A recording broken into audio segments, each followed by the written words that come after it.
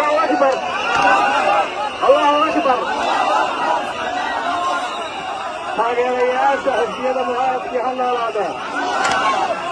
in kasta oo dimuqraadiyadda taageeraysa somaliland ha noolaato somaliland doorasho xor ah oo xalaal ah ayay ku nabadgelaysaa ayay ku badbaadaysaa